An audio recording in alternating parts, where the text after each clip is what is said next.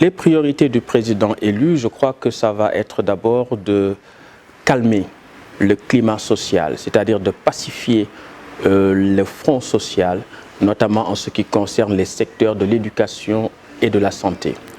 Les chantiers du président, c'est aussi de travailler à ce que les institutions soient beaucoup plus fortes, soient beaucoup plus crédibles. Parce que vous savez, les institutions, c'est des constructions sociales, cognitives, symboliques et juridiques. Donc la dimension immatérielle est très importante dans la construction et la consolidation des institutions. Et donc on fait beaucoup place aux représentations et à la perception. Et lorsque les institutions sont fragiles et ne sont pas crédibles, c'est la stabilité nationale, la stabilité de l'État, la crédibilité, la viabilité même de l'État qui se pose. Aujourd'hui, vous avez des élections que le président a remportées à 58,27% et aujourd'hui, il y a pratiquement tous les autres candidats de l'opposition qui n'ont pas accepté ces résultats. Même si c'est un sentiment purement subjectif, cela nous renseigne sur la qualité de nos institutions et donc le président devrait travailler davantage sur ce chantier-là et s'élever à la dimension de la fonction et ne pas être seulement un chef de clan ou un chef de coalition, mais surmonter les coteries, les contingences, les intérêts catégoriels et corporatistes pour être le président de tous les Sénégalais, parce qu'il ne faut pas oublier qu'il y a 1 800 000 et quelques Sénégalais qui n'ont pas voté pour lui. Eh bien, pour ces Sénégalais-là, il faut également qu'il leur tende la main, il faut qu'il les écoute, il faut qu'ils soient attentifs aux critiques qui lui ont été formulées durant la campagne. Je crois également que le président de la République a fait beaucoup de réalisations, mais il devrait davantage, par rapport à l'aménagement du territoire, corriger cette macrocéphalie autour de Dakar.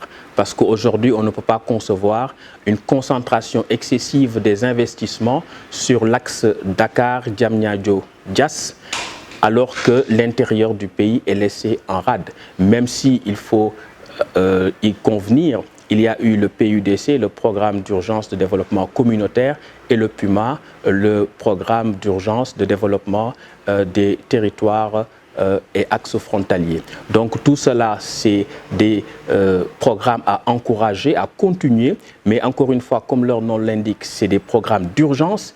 Il faut corriger de façon structurelle les biais que nous avons de l'aménagement du territoire depuis 1960 pratiquement, et cela en développant des activités économiques, des activités de création de richesses, en valorisant les régions périphériques, notamment Kaolack, Kédougou, Vélingara, Kolda, Tambacounda, Saint-Louis. Toutes ces régions doivent être utilisées à hauteur de leurs potentialités économiques et mettre en avant justement cette création de richesses pour permettre de contenir les jeunes et de leur donner un espoir d'insertion professionnelle. Et ça me ramène donc à cette question, à cette problématique essentielle de la jeunesse. On a vu lors de ces élections que les jeunes ont été beaucoup mobilisés. La montée d'Ousmane Sonko et qui s'identifie, à qui une bonne frange de la population jeune s'identifie, ce qui explique certainement son score remarquable. Tout cela, je crois que nécessite une analyse approfondie pour revoir la politique de jeunesse, revoir surtout la politique d'emploi, le système éducatif, l'articulation entre la formation et l'emploi, et surtout également corriger les questions de gouvernance. Parce que ce qui semble révolter les jeunes, c'est que justement l'argent est dilapidé, distribué pour entretenir des réseaux clientélistes de conservation du pouvoir politique, et qu'en réalité, les vrais problèmes, les vraies priorités, c'est-à-dire l'emploi, l'insertion des jeunes, semblent laissés en rade,